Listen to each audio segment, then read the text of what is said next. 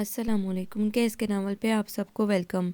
एक खूबसूरत नावल पेश कर रहे हैं जिसका नाम है प्रीत करना तो। नावल के राइटर हैं ज़रनैन आरज़ू।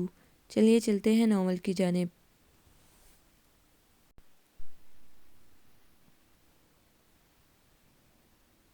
माली ने पौधों को पानी देने के लिए पाइप से पानी की एक बौछार बरसाई थी।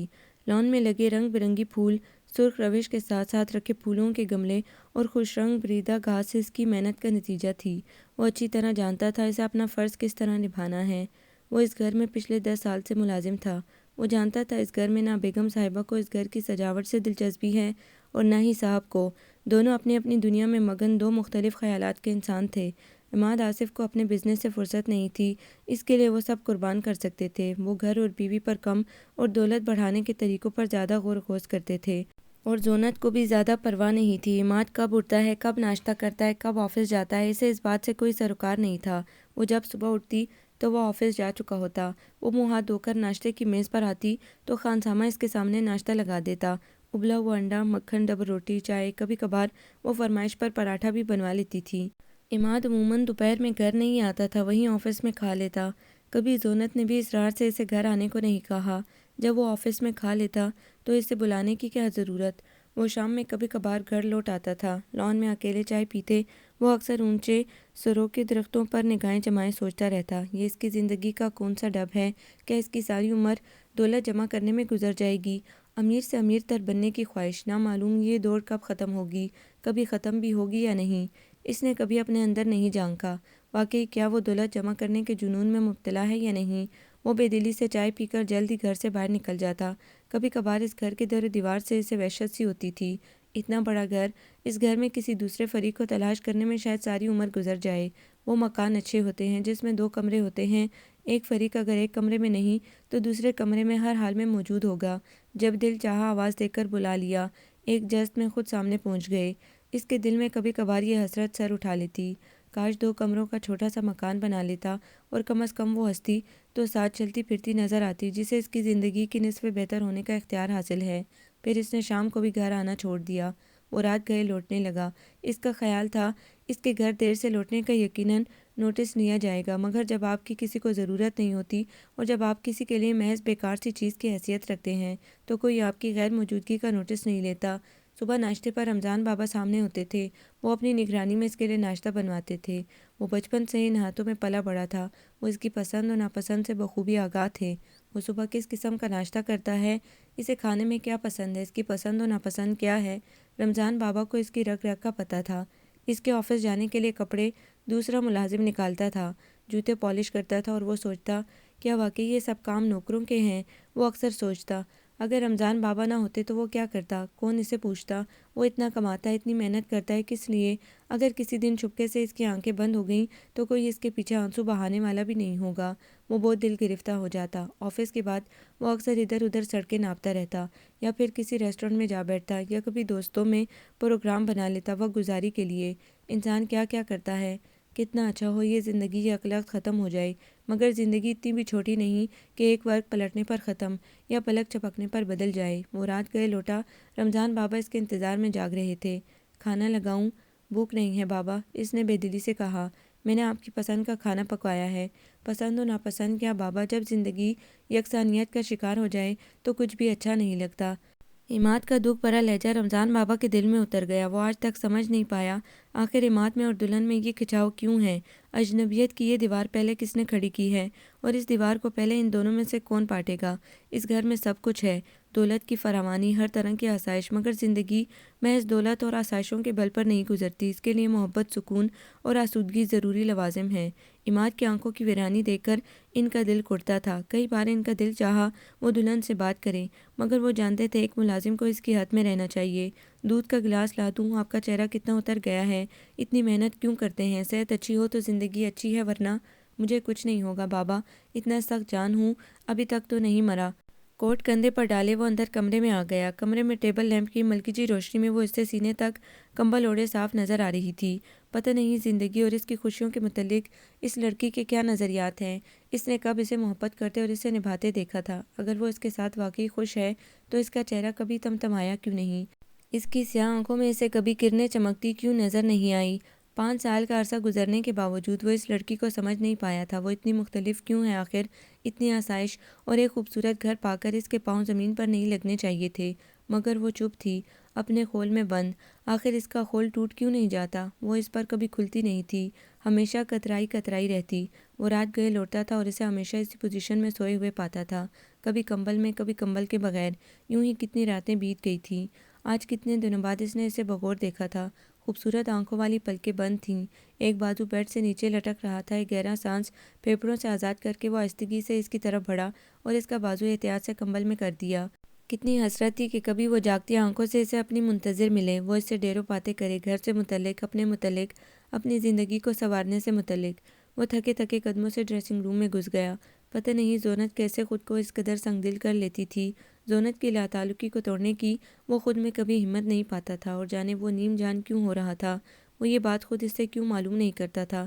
وہ ان بہادر لوگوں میں سے نہیں تھا جو سچ سن لیتے ہیں۔ اگر زونت نے اس سے بیزاری کا اظہار کر دیا تو مسئلہ محبت کا نہیں، انا اور خودداری کا ہے، اور اسے اپنی خودداری بہت عزیز تھی۔ مگر محبت میں خودداری کا کیا کام؟ وہ اب تک اپنا تجزیہ بھی نہیں کر پایا۔ وہ زونت کی محبت میں سرشار ہے یا محض؟ اس کی شادی ماما نے بڑی دھوم دھام سے، بڑے چاؤ سے کی تھی۔ وہ اپنی پسند کی دلہن لائی تھی، اور عماد کو بھی ایک فرمانبردار بیٹے کی طرح ان کی پسند پر اعتماد تھا۔ ماما کا خیال تھا سفید پوش گھرانے کی لڑکی ان کے لیے بہترین بہو ثابت ہوگی۔ وہ واقعی بہترین بہو ثابت ہوئی، مگر نہ جانے کیوں وہ بہترین بیوی ثابت نہ ہو سکی۔ روز اول سے ان کے درمیان اجنبیت کی ایک دیوار تنی تھی جو اب تک کھڑی تھی۔ عماد کو یاد تھا اس نے ایک بار بھی ڈھنگ سے اس لڑکی کی آنکھوں میں جھانک کر نہیں دیکھا تھا، کبھی اس کے لبوں کی ہلکی سی جنبش نہیں دیکھی تھی۔ وہ شاید پانی پینے اٹھی تھی، عماد کو سامنے کرسی پر بیٹھے دیکھ کر چونک گئی۔ آپ آ گئے، کیا نظر آ رہا ہے؟ وہ اس وقت تلخ نہیں ہونا چاہتا تھا۔ نیند سے بھری آنکھیں عماد کے اندر تک اتر گئیں۔ دوسروں کی نیند اڑا کر وہ لڑکی کتنے سکون سے سوتی ہے۔ آپ نے کھانا کھا لیا؟ کوئی لگاوٹ نہیں، بس ایک سرسری انداز تھا، جیسے راہ چلتے سے کوئی سرسری بات کر لیتا ہے۔ کھانا تو روز ہی کھاتا ہوں۔ اس نے جیب سے سگریٹ کیس نکال کر سگریٹ سلگایا۔ ملگجے اندھیرے میں ایک شعلہ لبکا جو پل بھر کو اس کی گہری براؤن آنکھوں میں چمک پیدا کر گیا۔ سگریٹ کے پے در پہ دو چار کش لے کر وہ دھوئیں کے مرغولے چھوڑتا رہا۔ دھوئیں کی دیوار کے اس پار وہ لڑکی سے خود سے بہت دور نظر آئی۔ وہ کبھی اس کے قریب تھی ہی کب؟ اس نے دوسرا سگریٹ سلگاتے دیکھا، وہ وہاں نہیں تھی۔ یہ سردی کی رات، سردیوں کی راتیں جتنی لمبی ہوتی ہیں اتنی ہی اداس کر دینے والی بھی۔ انسان کسی سے توقعات نہ باندھے تو بہت خوش رہتا ہے۔ وہ جب تک دوسرا سگریٹ ختم کرتا وہ اندر آ چکی تھی۔ آپ کو نیند نہیں آ رہی؟ وہ یوں بیٹھا شاید اس کی نیند میں مخل ہو رہا تھا۔ تم سونا چاہو تو سو سکتی ہو، اور آپ؟ مجھے جب نیند آئے گی تو سو جاؤں گا۔ وہ چپ چاپ دوبارہ کمبل میں جا گھسی، اور براہ راست تو نہیں مگر بلا واسطہ تو اعتراف کر رہی تھی کہ وہ اسے سخت ناپسند کرتی ہے، اور یہ کہ اسے عماد کی رتی برابر پرواہ نہیں۔ حالانکہ عماد کو زونت کا لاتعلقی کا یہ انداز ذرا بھی نہیں بھاتا تھا۔ پتہ نہیں ایسی کیا بات ہے جو ان دونوں کے درمیان آئی بیٹھی ہے۔ وہ ہمیشہ اس سے اکتاہٹ کا مظاہرہ کرتی آئی تھی، جیسے بس ذمہ داریاں نبھانا اس کا فرض رہ گیا ہو۔ اس کمرے میں اس کا دم گھٹ جائے گا۔ دفعتاً عماد کو لگا جیسے اس کے آس پاس آکسیجن بالکل ختم ہو گئی ہے۔ اس نے ایک نظر آنکھیں بند کیے پڑی لڑکی پر ڈالی اور تیز تیز قدموں سے لاؤنج میں آ گیا۔ زندگی مسائل کے انبار تلے دبی ہوئی ہے۔ اس زندگی کو گزارنے کے لیے کہاں سے جگر آئے؟ وہ صبح اٹھا تو اس کا سر بھاری تھا اور پپوٹے جل رہے تھے۔ باتھ روم میں آنکھوں پر پانی کے چپکے وہ کتنی دیر مارتا رہا۔ زندگی کا مردانہ وار مقابلہ کرنے والے ہی بہادر کہلاتے ہیں۔ ملازم نے اس کے کپڑے استری کر کے ہینگر پر لٹکا دیے تھے۔ وہ نہا دھو کر تیار ہو کر باہر نکلا تو رمضان بابا خانسامہ سے ناشتہ لگوا رہے تھے۔ میں ناشتہ نہیں کروں گا رمضان بابا۔ مگر آپ نے رات کھانا بھی نہیں کھایا؟ رمضان بابا کے لہجے میں تشویش تھی۔ کیا فرق پڑتا ہے، چھوٹا منہ بڑی بات ہو جائے گی۔ آخر آپ زندگی سے اتنے خفا کیوں ہیں؟ کیوں اپنی جان کے دشمن بنے ہیں؟ میں نے آپ کو بچپن سے پالا ہے، بڑے صاحب اور بیگم صاحبہ نے آپ کو مجھے سونپا تھا۔ میں آپ کی خوشیوں اور زندگی سے لاتعلق نہیں رہ سکتا۔ آپ میرے لیے فکر نہ کریں رمضان بابا۔ اس کے لہجے کا کانچ ٹوٹ رہا تھا۔ کیسے فکر نہ کروں؟ اس گھر میں بہو کے ہوتے ہوئے بھی چہل پہل نہیں، آپ کی زندگی میں خوشی اور آسودگی نہیں۔ ایسا آخر کب تک چلے گا؟ جب تک زندگی باقی ہے، اور آپ کو پتہ ہے زندگی کسی کو معاف نہیں کرتی۔ وہ تیز تیز قدموں سے باہر نکل گیا۔ زونت ناشتے کی میز پر آئی تو رمضان بابا ناشتہ لگوا چکے تھے۔ صاحب بغیر ناشتے کے چلے گئے ہیں، رمضان بابا نے خود اسے بتایا۔ آپ نے انہیں ناشتہ نہیں کروایا؟ وہ کسی کی کب سنتے ہیں۔ وہ کتنی دیر ابلے انڈے کو الٹتی پلٹتی رہی۔ تنہا بیٹھی سوچتی رہی، یہ بھی کوئی زندگی ہے؟ اس میز کو اس کا تنہا وجود جھیلنے کی عادت ہے۔ کبھی ان دونوں نے ساتھ ناشتہ نہیں کیا، ساتھ کھانا نہیں کھایا یا کہیں مل کر گھومنے نہیں گئے۔ اس کے اندر بے تحاشا ویرانی ہے۔ زندگی کے ان 5 سالوں میں وہ شخص ہمیشہ اس سے کھچا کھچا رہا، لا تعلق، اسے اپنے بزنس سے زیادہ کسی چیز میں کبھی دلچسپی نہیں رہی۔ زندگی برتنے کا یہ مصنوعی انداز کب تک ان دونوں کو ساتھ ساتھ چلا سکے گا؟ وہ آج تک یہ جان نہیں پائی۔ اس شخص کے گرد تنی برف وہ کیوں کر پگھلا پائے گی؟ کئی دفعہ اس نے اس کا چہرہ کھوجنے کی کوشش بھی کی، مگر وہاں سرد میری کے سوا کبھی کچھ دکھائی نہیں دیا۔ وہ اس قدر غیر ذمہ دار اور ناسمجھ تو نہیں جو اس کے سلسلے میں اپنے فرائض نہ پہچانے۔ حالانکہ ان دونوں کے درمیان کبھی تلخ کلامی بھی نہیں ہوئی۔ تلخ کلامی وہاں ہوتی ہے جہاں آپ کسی سے بات چیت کرتے ہوں، کسی کے قریب ہوں۔ اپنے اور عماد کے درمیان فاصلوں کی وجہ وہ آج تک جان نہیں پائی۔ ان دنوں وہ خود کو بہت الجھن میں ڈالے رکھتی۔ زندگی کا یہ ڈھب اسے بدلنا ہوگا، اسے خود سے یہ جمود توڑنا ہوگا، اسے خود سے عماد کی طرف قدم بڑھانے ہوں گے۔ ازدواجی زندگی میں آنا اور خودداری کا کیا کام؟ ہاں، اس کے اندر ایک ہلکی سی درد کی لہر ضرور تھی۔ اس فاصلے کو کبھی عماد نے پاٹنے کی کوشش نہیں کی۔ اس کا ناشتہ ٹھنڈا ہو گیا۔ وہ تب سے مسلسل سوچ رہی تھی وہ اپنے اور عماد کے درمیان کی خلیج کیسے دور کرے، کیسے اپنے درمیان کے اجنبیت کو دور کرے۔ اسے کبھی عماد کے قریب ہونے کا موقع ہی نہیں ملا۔ وہ صبح اٹھتی تو وہ جا چکا ہوتا، اس کے بعد وہ کب لوٹا اسے خبر نہ ہوتی۔ دوسرے دن وہی روٹین تھی۔ اتنے ملازموں نے اسے کبھی عماد کے قریب ہونے ہی نہیں دیا۔ اس کے کرنے کے سارے کام ملازم کر دیتے تھے، اس کے کپڑے استری کرنا، اسے جوتے پہنانا، اس کا ناشتہ، اس کی چائے۔ اگر وہ عماد کو اپنا عادی بنا لے تو یقیناً ان کے درمیان اجنبیت کم ہو سکتی ہے۔ اور پتہ نہیں وہ کیا کچھ سوچنے لگی۔ کیا معلوم عماد کو اس کا اس طرح سر پر سوار ہونا پسند بھی آئے یا نہیں، یا یہ بھی ہو سکتا ہے وہ کسی اور سے محبت کرتا ہو اور اس سے اس کی شادی زبردستی کر دی گئی ہو۔ وہ کتنی دیر یوں ہی بیٹھی رہی۔ اس کی چائے کی سطح پر ایک گدلا سا رنگ آ گیا تھا۔ آپ کا ناشتہ ٹھنڈا ہو گیا ہے بیگم صاحبہ، رمضان بابا نے آ کر اسے چونکا دیا۔ ناشتہ اٹھا لو بابا، اس نے گردن کے اشارے سے کہا۔ باہر موسم خاصا سرد تھا، دھوپ نہیں نکلی تھی، بادلوں نے آکاش کو اپنی لپیٹ میں لے رکھا تھا۔ اندر ہیٹر لگا دوں؟ بابا نے پوچھا۔ آپ لوگ کبھی کوئی کام مجھے اپنے ہاتھ سے بھی کرنے دیا کریں۔ وہ ایک دم ہی ہتے سے اکھڑ گئی۔ آپ لوگوں نے اس گھر میں میرے وجود کو ایک فالتو شے بنا دیا ہے۔ اس گھر پر میرا اتنا حکم نہیں چلتا جتنا آپ سب کا۔ کبھی کبھی مجھے لگتا ہے میں اسٹور میں موجود کوئی ناقص فرنیچر ہوں جس کی ضرورت کسی کو نہیں۔ میں اس گھر میں اپنا عمل دخل چاہتی ہوں۔ یہ گھر آپ کا ہی ہے۔ بالکل غلط، اس گھر کے سارے ملازم آپ کے اشاروں پر ناچتے ہیں، حتیٰ کہ عماد بھی۔ پتہ نہیں وہ کس بات سے جلا رہی تھی، اور یہ بھی پتہ نہیں تھا اسے کس بات نے اتنا کڑوا اور غسیلا بنا دیا تھا۔ رمضان بابا نے اس کی ڈانٹ تابعداری سے سنی تھی۔ آپ غلط سمجھ رہی ہیں، ہم سب ملازم آپ کے حکم کے پابند ہیں۔ وہ جیسے بہت زیادہ تھک گئی ہے، اتنی کہ مزید ایک قدم اٹھانے کی اس میں سکت نہیں تھی۔ عماد کی سرد میری اس کی بے اعتنائی سے بہت کھلتی تھی۔ اس نے 5 سال محض اس سوچ میں برباد کر دیے، شاید عماد کو اس کے وجود کا احساس ہو، یا شاید وہ کبھی اس کے سلسلے میں اپنے فرائض کو سمجھے۔ وہ زندگی کے جتنے ماہ و سال پیچھے چھوڑ آئی وہ پرپیچ راہوں سے بھرے تھے، مگر اب شاید زندگی کی بھاگ دوڑ اسے خود اپنے ہاتھ میں لینا ہوگی۔ اب شاید صورتحال تبدیل ہو گئی تھی۔ وہ اتنے مضبوط اعصاب کی مالک نہیں تھی کہ اپنے آس پاس عماد کی لاتعلقی اور رویے کی اجنبیت کو محسوس نہ کرتی۔ اس لاتعلقی کے باوجود کس بری طرح اسے عماد کی عادت پڑ گئی تھی۔ وہ سوچنا نہیں چاہتی تھی، لیکن اسے بار بار یہ خیال تنگ کرنے لگتا۔ عماد نے کبھی اس کی ضرورت محسوس نہیں کی، کبھی اس کے وجود کی اہمیت کو تسلیم نہیں کیا۔ آپ کے لیے چائے لاؤں؟ وہ ہیٹر کے پاس شال لپیٹے بیٹھی تھی۔ کتنی دیر سے اس کا دل جلتا رہا، اس کا رنگ بھی زرد ہو رہا تھا۔ چائے لاؤں؟ رمضان بابا نے دوبارہ پوچھا۔ پلیز مجھے بار بار تنگ مت کرنے آئیں جب تک میں خود نہ بلاؤں۔ رمضان بابا نے اس کی طرف دیکھا۔ وہ بہت زیادہ تھکی ہوئی لگ رہی تھی اور وہ اپنی کرسی پر بیٹھی اپنے آپ سے الجھ رہی تھی۔ وہ چپ چاپ واپس مڑ گئے۔ وہ بہت سمجھدار تھے، ایسے سوال نہیں کرتے تھے جن کا جواب شرمندگی کے سوا کچھ نہ ہوتا۔ اور پھر شام میں معمول سے ہٹ کر ایک عجیب واقعہ ہوا۔ زنت نے کھڑے کھڑے سارے ملازموں کو نکال دیا، حتیٰ کہ ڈرائیور کو بھی۔ سبھی نوکر اپنے یوں نکالے جانے پر ہکا بکا تھے، اور مالی بابا بھی۔ انہیں یہاں 10 سال ہو گئے تھے، مگر شاید اب یہاں ان کی ضرورت نہیں رہی۔ رمضان بابا کا خیال تھا زنت انہیں بھی بلا کر نکل جانے کو کہے گی، اور انہوں نے سوچ لیا تھا اگر وہ نکالے گی بھی تو وہ قطعی نہیں جائیں گے۔ انہیں نکالنے کا اختیار کسی کو نہیں، حتیٰ کہ عماد کو بھی نہیں۔ وہ عماد کے ماں باپ کے زمانے کے ملازم ہیں۔ عماد ان کے ہاتھوں میں کھیلا بڑا۔ وہ اپنا گھر بار بلا وجہ چھوڑ جائیں۔ جن لوگوں کی ضرورت نہیں انہیں نکال دیا گیا، مگر وہ خود کو غیر ضروری نہیں سمجھتے تھے۔ عماد اور اس گھر کی ذمہ داری انہیں برسوں سے سونپی گئی تھی، اور وہ منتظر تھے کہ انہیں بلایا جائے گا، مگر کسی نے نہیں بلایا۔ نوکروں کے جانے سے گھر ایک دم مزید خالی خالی لگنے لگا۔ آتش دان میں آگ کے شعلے دہک رہے تھے، جس کی آنچ میں وہ مزید تنہا اور اکیلی لگ رہی تھی۔ کرسی سے ٹیک لگائے پتہ نہیں وہ کس کی منتظر تھی۔ شعلوں پر نظریں جمائے جمائے اس نے رمضان بابا کو آواز دی۔ فریج میں کھانا پکانے کے لیے کیا کیا موجود ہے؟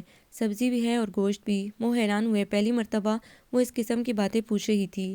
اگر آپ کو بھوک لگی ہے تو کھانا میں نے دوپہر میں بنا دیا تھا، آپ ایسا کریں۔ زینت نے ان کی بات سنی انسنی کر دی۔ بازار سے جا کر مرغی، مچھلی اور قیمہ لے آئیں اور کریلے بھی۔ آج کھانا میں اپنے ہاتھوں سے بناؤں گی۔ رات کو صاحب کب آتے ہیں؟ کوئی وقت مقرر نہیں ہے، کبھی کبھی جلدی بھی آ جاتے ہیں۔ اچھا، اب آپ دیر نہ کریں۔ رمضان بابا کا چہرہ مسرت سے جیسے کھل گیا تھا۔ اس گھر کو گھر والی کی توجہ اور دلچسپی کی ضرورت ہے۔ اگر وہ لڑکی اس گھر سے متعلق اور عماد کے سلسلے میں اپنی ذمہ داریاں محسوس کرے تو اس گھر کے دور دیوار سے سناٹے دور ہو سکتے ہیں، اور ان دونوں کے درمیان اجنبیت اور لاتعلقی جو پچھلے 5 برسوں سے حائل ہیں وہ کونے خدروں میں منہ چھپا سکتی ہے۔ عماد کو حقیقی معنوں میں اپنی بیوی کی توجہ کی ضرورت ہے، اس کا ناشتہ، اس کے کپڑے، اس کے احساسات و جذبات، اس کی چھوٹی موٹی ضرورتوں کا خیال۔ ایسی باتیں، ایسی توجہ دو فریقین کو ایک دوسرے کے قریب کر دیتی ہے۔ ساری خوشیاں جیسے انہی باتوں میں پوشیدہ ہیں۔ رمضان بابا نے اس کا مطلوبہ سامان لانے میں دیر نہیں لگائی۔ وہ پہلے سے منتظر تھی۔ ایک ہاتھ سے تھیلا لے کر وہ خود باورچی خانے میں چلی گئی۔ اس نے جلدی جلدی گوشت نکالا اور چولہے پر چڑھا دیا۔ کریلے چھیلے، دوسرے چولہے پر مرغی قورمہ بنانے لگی۔ کوفتوں کے لیے بھی اس نے مسالہ خود ہی بنایا۔ اس نے رمضان بابا کو کسی چیز کو ہاتھ نہیں لگانے دیا۔ وہ اس سے مستعدی سے کام کرتے دیکھتے رہے۔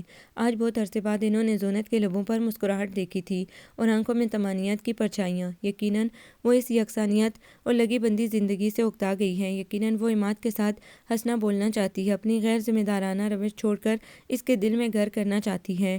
برسوں کی رفاقت سے پیدا ہونے والی انسیت اس نے آج اپنے دل میں محسوس کی تھی، ورنہ اس سے پہلے اس کا اس گھر سے، عماد سے اور خود سے جی چاٹ رہا تھا۔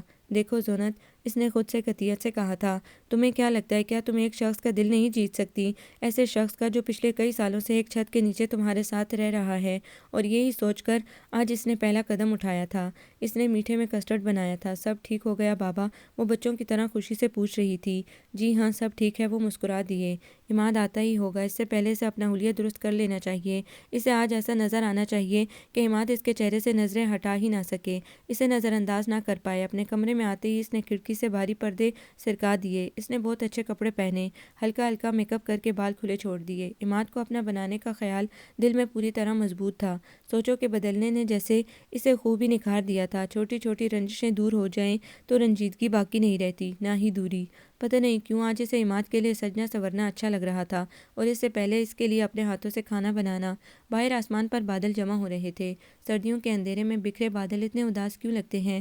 پورچ میں عماد کی گاڑی رکی۔ زینت نے کھڑکی میں سے دیکھا اور بھاگ کر مین ڈور کے پاس آ گئی۔ اس کے پہنچنے سے پہلے بیل بجائی جا چکی تھی اور رمضان بابا دروازہ کھولنے جا رہے تھے۔ شٹ!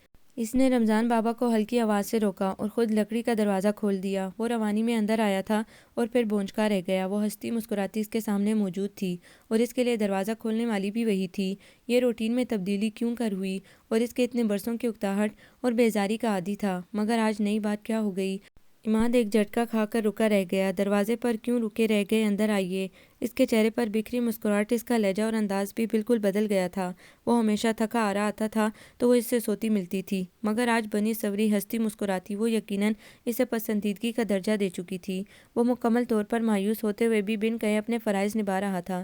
اسے آسائش مہیا کرنے کے سلسلے میں، اس کی اور گھر کی ضروریات پوری کرنے کے سلسلے میں وہ تب بھی اس لڑکی کی ذات کے گرد جمی برف پگھلا نہیں سکا، مگر یکایک یہ کیا ہو گیا؟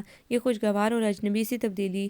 اس کی آنکھوں میں اسے اپنے لیے لگاوٹ نظر آئی۔ میرے خیال میں آپ کا اندر آنے کا کوئی موڈ نہیں، لہٰذا مجھے ہی آپ کی مدد کرنا ہوگی۔ زینت نے اسے بازو سے پکڑ کر اندر گھسیٹا اور وہ چلتی ہوئی کمرے کے وسط تک بھی پہنچ گئی۔ وہ کسی قسم کی خوشگواری کا اظہار کیے بغیر اسے دیکھ رہا تھا۔ پچھلے طویل عرصے سے جب رات بھر اسے نیند نہ آتی تھی تو وحشت سی ہوتی اور وہ مزے سے اپنی نیند پوری کرتی۔ کئی دفعہ اس کا دل چاہتا تھا وہ اسے جگا دے۔ چلیے آپ پہلے منہ ہاتھ دھو لیں، پھر ہم کھانا کھائیں گے۔ وہ ایسے بولی جیسے تناؤ کی کوئی کیفیت ان دونوں کے درمیان کبھی نہیں رہی۔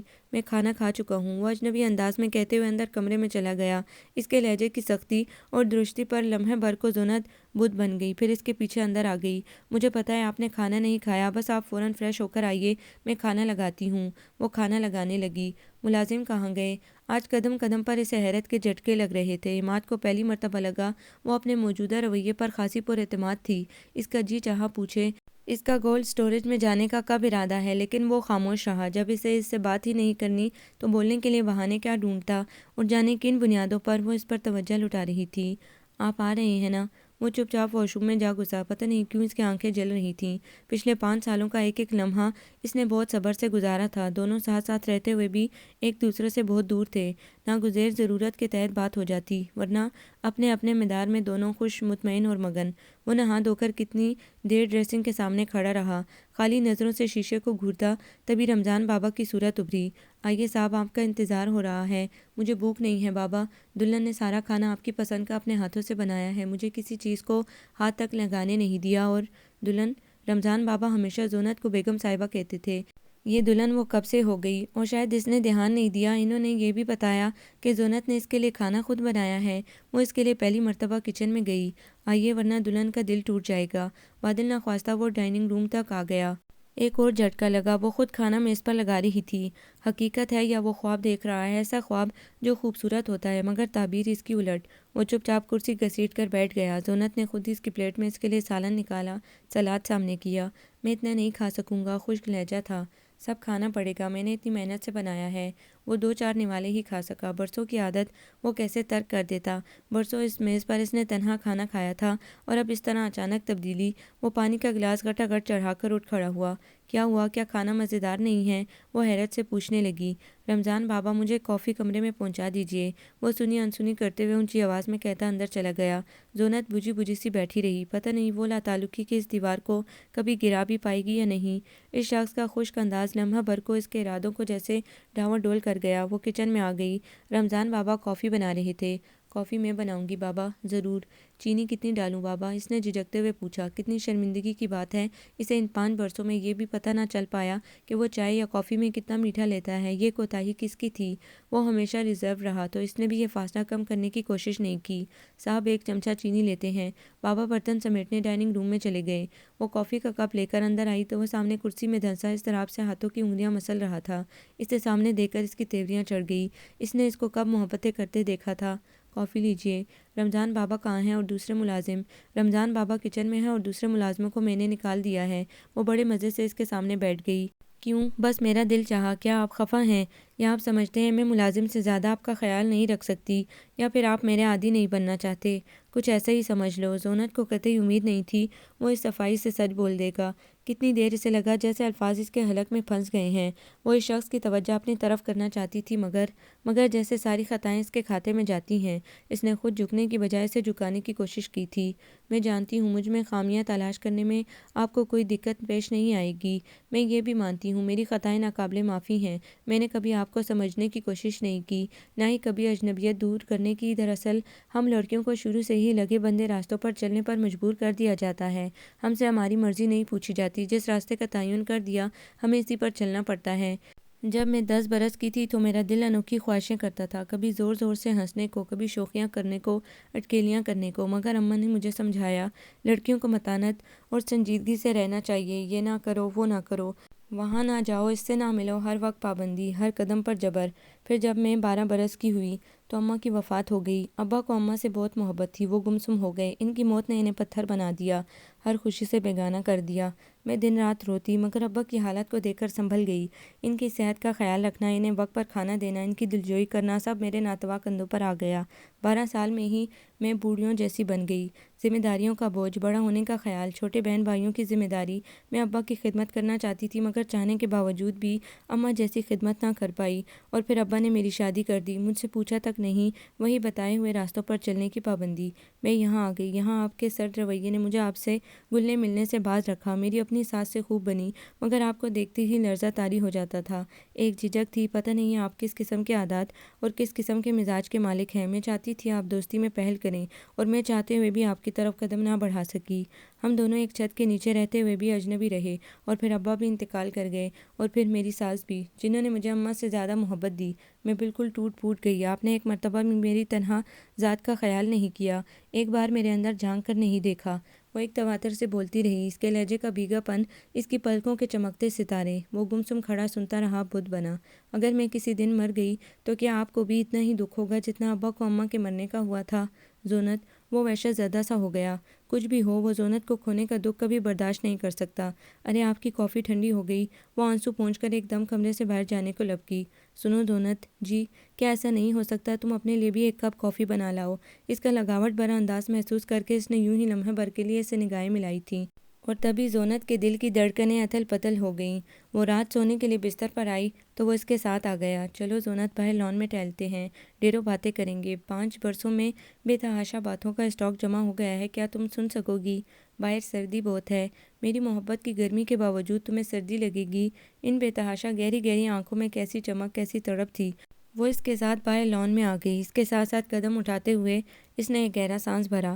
یوں اس کے ساتھ اس لان میں ٹہلنے کی حسرت نے کتنی بار اس کے اندر سر ابھارا تھا، مگر وہ مصروفیات کا مارا شخص، کتنی بار اس نے خود کو غیر محفوظ سمجھا تھا، اس کی بے اعتنائی نے اسے کتنی مرتبہ تنہا کیا تھا۔ اس کے اندر پتہ نہیں کون کون سی حسرتوں نے سر نہیں اٹھایا۔ اس کشادہ سینے میں چہرہ چھپانے کی حسرت نے، ان مضبوط بازوؤں میں اپنا آپ سمیٹنے کی تمنا نے۔ کیا سوچ رہی ہو؟ عماد کی آواز نے اسے چونکا دیا۔ کچھ نہیں۔ کچھ کہو گی نہیں؟ پہلے آپ کہیں۔ اس نے مخاطب کی طرف نگاہ اٹھائی اور ساکت رہ گئی۔ اس کی آنکھیں بولتی ہیں، یہ اس نے بالکل ابھی جانا تھا۔ شاید اپنے اپنے رویوں کی وضاحتیں ہم دونوں ہی دے نہ پائیں، مگر اتنا کہوں گا، ہم نے ایک دوسرے کو سمجھنے میں بہت دیر لگا دی۔ حالانکہ ہم ایک ایک قدم کے فاصلے پر تھے، ہم میں سے کوئی بھی ایک قدم پہلے بڑھا کر دوسرے کو پا سکتا تھا، چھو سکتا تھا، مگر بس سارا جھگڑا یہاں سے شروع ہوتا تھا۔ چلیے جانے دے، جو وقت گزر گیا اس کا کیا ذکر کرنا۔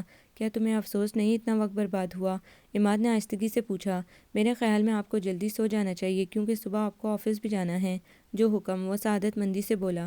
صبح پچھلی تمام صبحوں سے مختلف تھی۔ زونت نے خود اس کے لیے کپڑے نکالے، استری کیے۔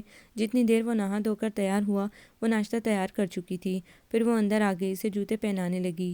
نہیں زونت، یہ تمہارا کام نہیں ہے۔ مجھے خوشی ہوتی ہے عماد، اس نے لگاوٹ سے کہا۔ وہ ہنس دیا۔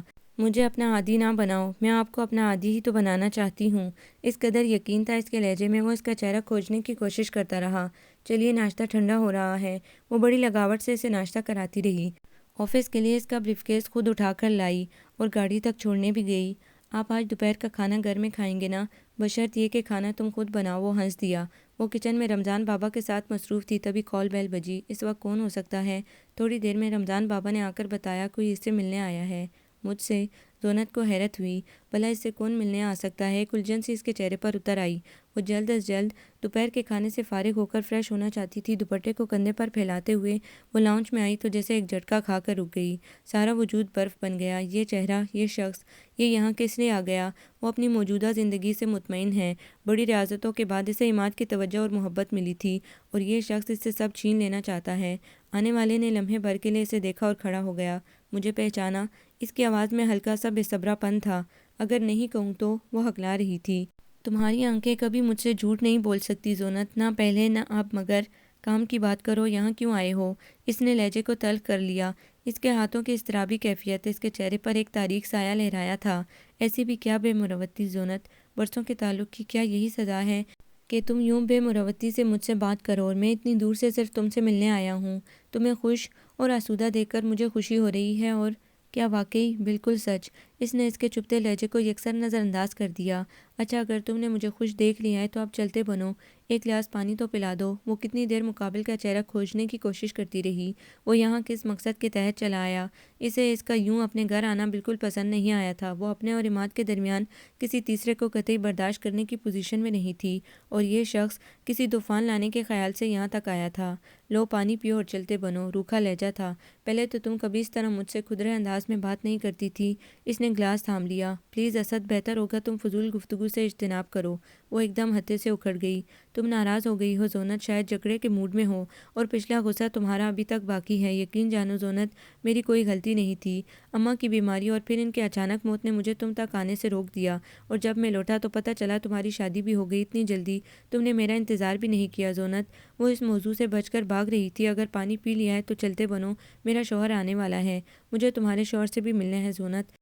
اس کی بات نے جیسے اس کے اعصاب کو ایک جھٹکا سا لگایا۔ اس کی ریڑھ کی ہڈی میں جیسے ٹھنڈی ٹھنڈی لہریں سرایت کرنے لگیں۔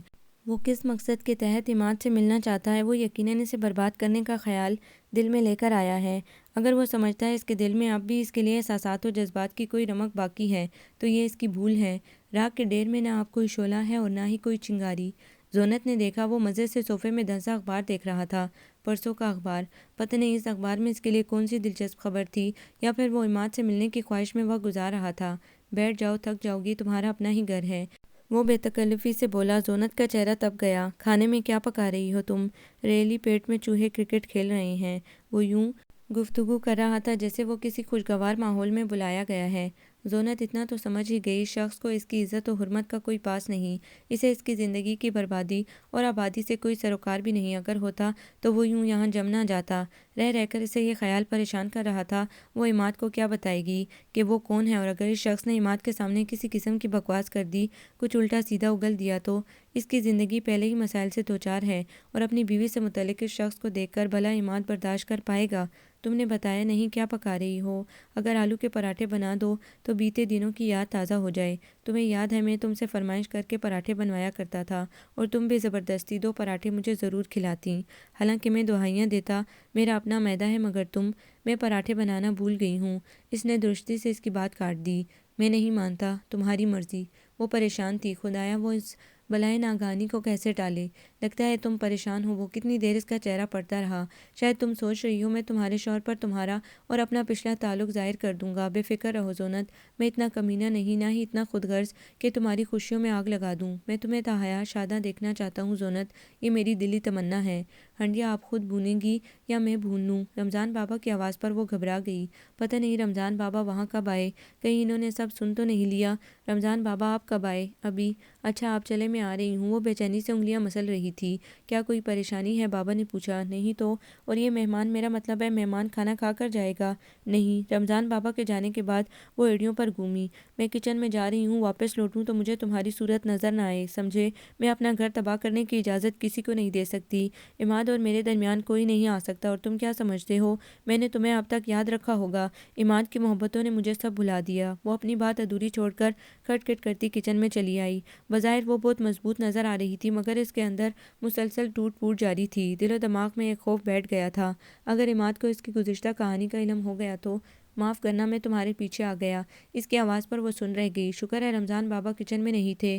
بہت ڈھیٹ ہو، کیا چاہتے ہو میں تمہیں ذلیل کر کے نکالوں؟ نکال سکو گی؟ پتہ نہیں وہ کس یقین میں مبتلا تھا۔ میں سب کچھ کر گزروں گی، مجھے کمزور مت سمجھنا۔ وہ کتنی دیر ہنستا رہا، ابھی تک ویسے ہی بیوقوف ہو اور بچی بھی۔ وہ مزے سے اندر آ کر پتیلی کا ڈھکن اٹھا کر اندر جھانکنے لگا۔ زونت بے بسی کے احساس کے تحت لب کاٹتی رہی۔ اس شخص کو کیسے دفان کرے؟ عماد آنے والے ہوں گے، اور ان کے آنے سے پہلے وہ اسے یہاں سے بھگا دینا چاہتی تھی۔ مجھے تمہارے شوہر سے حسد محسوس ہو رہا ہے، تم اسے اتنی محبت سے اتنے مزے مزے کے کھانے پکا کر کھلاتی ہو۔ یقین جانو زونت، اس نے میرے حق پر ڈاکہ ڈالا ہے، دل چاہتا ہے کہ میں اس کا قتل کر دوں۔ اسد اپنی حد میں رہو، وہ ہلے سے غرائی۔ ٹھیک ہے، ایک مشرقی بیوی کو تمہارے جیسا ہی ہونا چاہیے۔ وہ کمینگی سے مسکرایا۔ اسی دم پورچ میں عماد کا ہارن بجا اور زونت کا سر چکرا گیا۔ آنکھوں کے سامنے اندھیرے کی ایک چادر تن گئی۔ اسے یقین تھا وہ اس شخص کے بارے میں ہرگز عماد کو مطمئن نہیں کر پائے گی، اور اگر عماد کو پتہ چل گیا تو وہ سوچے گا اس کی برسوں کی لا تعلقی کی وجہ سراسر وہی شخص ہے۔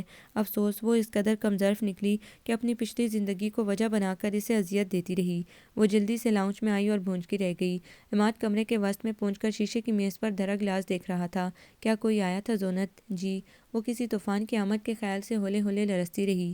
یقیناً کوئی آیا تھا۔ جی ماں بدولت ہیں، آپ کو کوئی اعتراض؟ زونت کی پشت پر اسد کی آواز ابھری، اور زونت نے خوفزدہ ہو کر آنکھیں بند کر لیں۔ اس کی زیست کی کشتی کو بھنور میں ڈوبنے سے اب کوئی نہیں بچا سکتا۔ جس آشیانے کے تنکے سمیٹنے میں اسے 5 برس لگے، ان تنکوں کو بکھرنے میں 1 منٹ بھی نہیں لگے گا۔ ارے اسد، تو کمبخت کب آیا اس طرح اچانک؟ زونت حیرت زدہ رہ گئی۔ عماد باقاعدہ اسد کے گلے جا لگا تھا۔ بس اپنا تو اس طرح پروگرام بنتا ہے اچانک، اور تو نے بھی تو اچانک شادی کی تھی، مجھے بلایا تک نہیں۔ بے مروت، بے وفا، کیا یہی دوستی ہے اور دوستی کا تقاضا؟ کیا بلاتا یار، میں ذہنی طور پر تیار کب تھا؟ عماد نے کہکہ لگا کے کہا۔ بہرحال تمہارا گھر دیکھ کر رشک آ رہا ہے۔ تم نے شادی نہیں کی اب تک؟ میری قسمت تم جیسی کہاں؟ اسد کا زمینی جملہ زونت کی سمجھ میں ہی آ سکا۔ سوری زونت، میں تمہیں بتانا بھول گیا، یہ میرا بہترین دوست اسد ہے۔ کل اس کا آفس فون آیا تو میں نے اسے گھر پر آنے کی دعوت دی، مگر تمہیں بتانا بھول گیا۔ عماد سنجیدگی سے کہنے لگا۔ ہماری قسمت ہی ایسی ہے یار کہ سب نے ہمیں بلا دیا، اس میں تیرا کیا قصور؟ اسد نے آہ بھری۔ کس نے بلا دیا؟ عماد نے شرارت سے پوچھا۔ کیا کوئی لڑکی؟ اگر کوئی لڑکی ہوتی تو اب تک شادی نہ کر چکا ہوتا؟ وہ ہنسا۔ زونت، تم نے اسد کو چائے کا پوچھا؟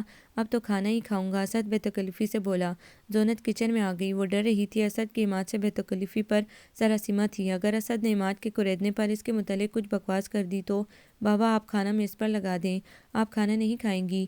میرے سر میں درد ہے۔ وہ کمرے میں آ گئی، بے دم سی بیڈ پر گر گئی۔ اس کا ذہن مسلسل آندھیوں کی زد میں تھا۔ اس کی حالت ایسے کبوتر کی مانند تھی جو اپنے سامنے آتی خونخوار بلی کو دیکھ کر اپنا بچاؤ نہیں کر سکتا۔ اسد اور عماد کے کہکوں کی آواز اسے یہاں تک صاف سنائی دے رہی تھی۔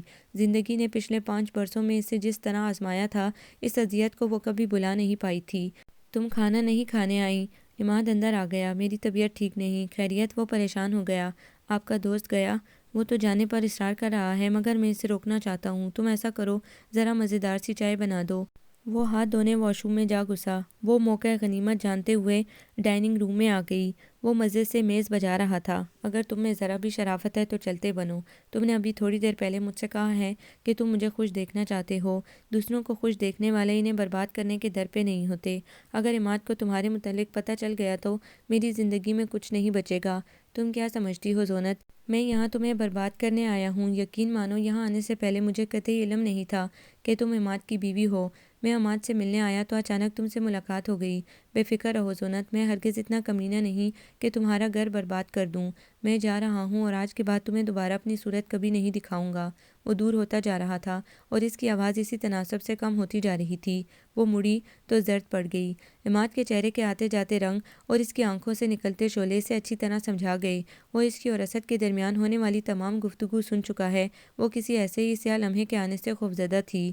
وہ عماد کی طرف لپکی اور اس پر ایک نفرت بھری نگاہ ڈال کر تیز تیز قدموں سے باہر نکل گیا۔ زونت روحانسی ہو کر صوفے پر گر گئی۔ کیا ہے اس کی حیثیت اس گھر میں؟ اس شخص نے اس پر نفرت بھری نگاہ ڈالنے سے پہلے اسے کسی وضاحت کے قابل بھی نہیں سمجھا۔ اس کی نظروں نے اسے اچھی طرح سمجھا دیا جو کچھ ان دونوں کے درمیان ابھرا تھا وہ بہت پیچھے رہ گیا۔ کتنا اچھا ہوتا وہ پردہ پوشی کی بجائے خود ہی عماد کو بتا دیتی کہ وہ اسد کو جانتی ہے۔ وہ کس قدر الجھ رہی تھی، کتنی عجیب کشمکش میں ڈال کر وہ شخص غصے سے گھر سے باہر نکل گیا تھا۔ وہ تو اس کی پریشانی کو پریشانی بھی نہیں سمجھے گا، نہ ہی اس کی کسی صفائی کو قابل غور جانے گا۔ پہلے ہی کسی سزا کے بغیر اس نے اس کی اتنی شدید بے اعتنائی اور لاپرواہی جھیلی ہے، اور اب ایک مرتبہ پھر اس کے بعد شاید اس کے پاس اس شخص کا اعتماد جیتنے کو کچھ باقی نہ بچے۔ اسے فکر سی لاحق ہو گئی تھی، آخر وہ کہاں چلا گیا؟ شام ہوئی اور پھر رات۔ وہ نہیں آیا۔ وہ آدھی تو تھی ہی، اس لیے منتظر رہی۔ وہ خود ترسی میں مبتلا ہو رہی تھی۔ سکھ اور آسودگی کی گھڑیاں اسے پل بھر کو ملی اور پھر نابود ہو گئیں۔ بھلا اس جیسا ہرما نصیب کوئی ہوگا؟ اس نے تاریکی میں آنکھیں پھاڑ پھاڑ کر آکاش پر چاند کو کھوجنا چاہا مگر وہاں بادلوں کی یلغار تھی۔ وہ خفا ہو کر گیا ہے۔ اب شاید اس کی ساری زندگی وضاحتیں دیتے گزر جائے۔ اس سے کہیں بہتر یہ نہیں وہ اس کے قدم پکڑ کر اس کے سامنے اپنی غلطیوں کا اعتراف کر لے۔ پتہ نہیں اس نے اسے کتنا جھوٹا سمجھا ہوگا۔ وہ رات گئے لوٹا۔ وہ ٹیرس کی سیڑھیوں پر اس کے انتظار میں بیٹھی تھی۔ اس کی گاڑی دیکھ کر سیدھی ہو گئی اور اس کی طرف بڑھ گئی۔ عماد نے گاڑی لاک کرتے ہوئے جیسے اسے نظر انداز کر دیا۔ اس کے چہرے کے بگڑے نقوش سے اس کی خفگی کا وہ اچھی طرح اندازہ لگا سکتی تھی۔ عماد، وہ اس کے سامنے آ گئی۔ ایک طرف ہٹو۔ وہ اس سے پرے دھکیلتے اندر چلا گیا۔ زونت لمحہ بھر کو ساکت رہ گئی۔ وہ جانتی تھی وہ خفا ہے مگر اس طرح کے ناروا رویے کی توقع نہیں تھی۔ اس کا خیال تھا وہ وضاحت کر دے گی تو بات آسان ہو جائے گی، مگر انسان کی سوچیں اس کی توقع کے برخلاف نکلتی ہیں۔ وہ اندر جانے کی ہمت نہیں پا رہی تھی۔ وہ اس کے سامنے نہ جانے کس قسم کے رد عمل کا اظہار کرے۔ بعض اوقات آپ چور نہیں ہوتے مگر چور بنا دیے جاتے ہیں۔ وہ ہمت کر کے اندر کمرے میں چلی گئی۔ وہ جوتوں سمیت بیڈ پر لیٹا تھا، آنکھوں پر بازو دھرے۔ وہ اس کے پیروں کی طرف بیڈ پر ٹک گئی اور اس کے جوتے اتارنے کو ہاتھ بڑھائے۔ کوئی ضرورت نہیں۔ اس نے ایک دم پاؤں کھینچ لیے۔ کیوں ضرورت نہیں؟ اب کہ اس نے عماد کی آنکھوں میں دیکھا۔ تم اچھی طرح جانتی ہو۔ اس نے جیب سے سگریٹ نکال کر سلگایا اور اپنے چاروں طرف دھواں بکھیر لیا۔ آپ سگریٹ نہیں پئیں گے؟ اور اس نے اس کے ہاتھوں سے سگریٹ جھپٹ لیا اور ایشٹرے میں مسل دیا۔ کیا چاہتی ہو میں یہاں سے چلا جاؤں؟ نہیں تو پھر مجھے اکیلا چھوڑ دو۔ لمحہ بھر کو زونت نے اس شخص کی طرف دیکھا جو ایک دم کتنا اجنبی اجنبی لگ رہا تھا، یوں جیسے ان دونوں کے درمیان شناسائی کا کوئی لمحہ بھی نہیں گزرا۔ وہ چپ چاپ لاؤنج میں آ گئی۔ صوفے پر گرتے ہی اس کی آنکھیں برسنے لگیں۔ دل خوب آنسو بہانے کو چاہ رہا تھا۔ اتنی مدت بعد اس نے اپنے دل میں خوشیوں کی آہٹ محسوس کی تھی مگر اس آہٹ کو بھی سناٹوں نے نگل لیا، گھور سناٹوں نے۔ کھانا لگاؤں؟ رمضان بابا نے لاؤنج کی بتی روشن کر دی۔ بھوک نہیں ہے؟ رمضان بابا نے بغور اسے دیکھا۔ اس کے ستے چہرے سے وہ بخوبی اندازہ لگا سکتے تھے کوئی گڑبڑ ہوئی ہے۔ برسوں بعد اس گھر میں خوشی نے قدم رکھا تھا اور آج پھر وہی سناٹا چاروں طرف پھیل گیا تھا۔ ان دونوں کو ساتھ ساتھ دیکھ کر اس کے اندر طمانینت بھر گئی تھی۔ اس گھر کو شاد دیکھنا اس کی دلی خواہش تھی، مگر یہ کیا؟ قریب آتے آتے وہ پھر سے دور ہونے لگے تھے۔ وہ پوچھنا چاہتے تھے، مگر ملازم اس طرح کی ذاتی باتیں کرتے اچھے نہیں لگتے۔ اور آپ کے اور صاحب کے لیے چائے لاؤں؟ چائے کی ضرورت ہوئی تو میں خود بنا لوں گی بابا، آپ آرام کیجیے۔ جی بہتر۔ ساری رات بے چینی کی نظر ہوئی۔ صوفے پر پڑے پڑے بے آرامی سے اس نے رات آنکھوں میں کاٹ دی۔ صبح جلدی آنکھ کھل گئی تو اس نے وضو کر کے نماز پڑھی۔ نماز پڑھنے سے دل کو سکون ملا اور باہمت رہنے کا حوصلہ بھی۔ اگر اس نے بھی ہمت ہار دی تو اس کے ٹوٹتے گھر کو کون بچائے گا؟ نماز پڑھ کر لان میں چہل قدمی کرتے وہ کتنی دیر خود کو سمجھاتی رہی، پھر اندر کمرے میں آ گئی۔ عماد بے ترتیبی سے سو رہا تھا۔ لمحہ بھر کو اس کے چہرے پر نظر ڈال کر اس نے وارڈروب کھولی۔ عماد کے آفس جانے کے لیے اس نے اپنی پسند سے سوٹ نکالا اور جا کر واش روم میں لٹکا دیا۔ ساتھ میں تولیہ، شیونگ کا سامان بھی چیک کیا اور پھر کچن میں آ گئی۔ رمضان بابا کچن میں تھے۔ بابا ناشتہ میں خود بناؤں گی، اس نے فریج سے دودھ کا جگ نکالتے ہوئے کہا۔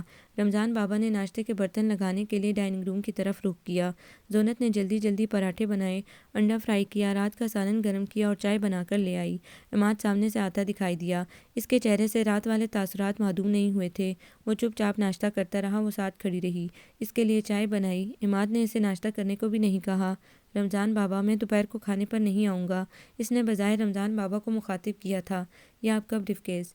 زونت نے اس کے لیے بریف کیس اٹھا لیا۔ آپ کو اتنا تردد کرنے کی ضرورت نہیں۔ اس کے ہاتھ سے بریف کیس تھامتے ہوئے وہ تیز تیز قدموں سے باہر نکل گیا اور زونت کے چہرے پر ایک تاریک سایہ لہرا گیا۔ زندگی نے ایک خوشی دیکھی تھی اور وہ شخص اسد اس کی زندگی میں زہر گھولنے آ گیا۔ بابا آپ برتن اٹھا لیجئے، وہ بے دلی سے بولی۔ آپ نے رات بھی کھانا نہیں کھایا۔ وہ سنی انسنی کرتی کمرے میں آ گئی اور بکھری چیزیں سمیٹنے لگی۔ تبھی فون کی بیل بج اٹھی۔ دوسری طرف اسد تھا۔ میں اپنا سگریٹ کیس بھول گیا ہوں، وہی لاؤنج میں میز پر پڑا ہوگا، اسے احتیاط سے رکھ لینا، میں آ کر لے جاؤں گا۔ کوئی ضرورت نہیں۔ اس کی آواز سن کر اس کے اعصاب کو جھٹکا سا لگا۔ وہ ہولے سے چلائی، میں اسے ڈسٹ بن میں پھینک دوں گی۔ اتنی نفرت؟ زونت میرا نام اپنی زبان سے مت لو۔ تم نے جس مقصد کے لیے میرے گھر میں قدم رکھا تھا، تم اس مقصد میں آخرکار کامیاب ہو گئے۔ تم نے میری پرسکون زندگی میں طوفان اٹھا دیا۔ میں تمہیں تا حیات معاف نہیں کروں گی۔ بخدا زونت تم مجھے غلط سمجھ رہی ہو، مجھے قطعی علم نہیں تھا کہ تم عماد کی بیوی ہو، ورنہ میں تمہارے گھر تمہیں ڈسٹرب کرنے قدم بھی نہ رکھتا۔ بہرحال تم میری نظروں سے مکمل طور پر گر چکے ہو، اب یہ وضاحتیں بے معنی ہیں۔ اس نے نفرت سے کہتے ہوئے ریسیور رکھ دیا۔ وہ شخص اگر اس کے سامنے ہوتا تو وہ ملا مبالغہ اس کا منہ تھپڑوں سے لال کر دیتی۔ گھنٹی دوبارہ بجی۔ زونت نے فون اٹھا لیا اور پنکاری، اسد دوبارہ فون کیوں کیا ہے؟ میں عماد ہوں۔ دوسری طرف عماد کی سرد آواز نے اس کی ریڑھ کی ہڈی میں سنسناہٹ پیدا کر دی۔ وہ سن ہو گئی۔ ریسیور اس کے ہاتھ میں کام گیا۔ شاید میں نے غلط موقع پر فون کر لیا، تم بیزی تھی۔ نہیں میں تو، وہ ہکلاتے ہوئے کہنا چاہتی تھی، مگر دوسری طرف سے فون کھٹاک سے بند کر دیا گیا۔ زونت کتنی دیر ریسیور کو خالی خالی نظروں سے گھورتی رہی، پھر دفتن اسے اپنے حلق میں کانٹے چبھنے کا احساس ہوا۔ وہ کچن میں آئی اور پانی کا گلاس بھر کے گٹاگٹ چڑھا گئی۔ یہ بد نصیبی اسے کیا دکھانا چاہتی ہے؟ کتنا غلط ہو گیا۔ عماد نے فون کیا اور وہ کیا سمجھتا ہوگا اس کی عدم موجودگی میں وہ اسد سے بات کرتی ہے، اس سے ملتی جلتی ہے۔ عماد پہلے اس کی طرف سے غلط فہمی کا شکار ہے اور اب وہ اس کی کسی سوائی پر کان نہیں دھرے گا۔ اسے لگا جیسے اس کے سینے میں دم گھٹنے لگا ہے۔ دوپہر کے کھانے پر کیا پکانا ہے؟ رمضان بابا نے آ کر پوچھا۔ رہنے دے بابا، عماد دوپہر میں نہیں آئیں گے، ان کے رات کے لیے میں کھانا خود بنا لوں گی۔ اس وقت رات کا سالن چل جائے گا۔ ٹھیک ہے، میں کھانا گرم کر کے لاتا ہوں، آپ کو کھانا ہوگا۔ گزشتہ رات سے آپ نے کچھ نہیں کھایا، اس طرح آپ اپنی صحت تباہ کر لیں گی۔ چھوٹا منہ بڑی بات ہو جائے گی، مگر میں یہ کہنا ضروری خیال کرتا ہوں کہ حالات کا سامنا کرنے کے لیے انسان میں ہمت ہونا لازمی ہے، اور خالی پیٹ انسان کمزور پڑ جاتا ہے، جسمانی طور پر بھی اور حالات کے سامنے بھی۔ اس کا مطلب تھا رمضان بابا کو ان دونوں کے درمیان ہونے والی سرد جنگ کا علم ہے۔ زونت کے حلق میں نمکین پانی بھر گیا۔ آپ کھانا لے آئیں بابا، میں کھا لوں گی۔ وہ کمرے میں جانے کو مڑی، تبھی پورچ میں عماد کی گاڑی رکنے کی آواز نے اسے حیرت زدہ کر دیا۔ عماد نے تو کہا تھا وہ دوپہر میں نہیں آئیں گے، پھر اچانک اس کی آمد کیسے؟ اس نے تو دوپہر کے کھانے کے لیے کچھ بھی نہیں بنایا۔ زونت کے ہاتھ پاؤں پھول گئے۔ وہ تیزی سے کچن میں آ گئی۔ بابا آپ جلدی سے فریج سے گوشت نکالیے اور پیاز چھیل دیجیے، میں جلدی سے سالن بنا لیتی ہوں، آپ سلاد کاٹ دیجیے۔ وہ مستعدی سے جت گئی۔ آپ کھانا بنا رہی ہو؟ عقب سے عماد کی آواز آئی اور گردن گھمانے پر زونت ساکت رہ گئی، پتھر کی طرح استادہ۔ عماد کے ساتھ اسد کھڑا تھا۔ عماد نے زونت کے چہرے کی اڑی رنگت صاف محسوس کی، جبکہ اسد مسکرا رہا تھا۔ یار تم نے تو کہا تھا کہ گھر جاتے ہی کھانا تیار ملے گا، تم ہی جواب دو زونت۔ عماد نے بڑے مزے سے ساری بات زونت کے کندھوں پر ڈال دی۔ زونت کے چہرے پر ایک رنگ آ رہا تھا تو دوسرا جا رہا تھا۔ اس نے اس کو یہاں آنے سے منع کیا تھا، مگر اس کی بات کا اس نے یہ اثر لیا کہ وہ عماد کے ساتھ دوبارہ یہاں موجود تھا۔ اس شخص سے وہ ہر قسم کی کمینگی کی توقع کر سکتی تھی۔ یہ تو میری کسی بات کا جواب نہیں دیتی، شاید انہیں میرا یہاں آنا پسند نہیں۔ اسد نے زونت کی آنکھوں میں دیکھا۔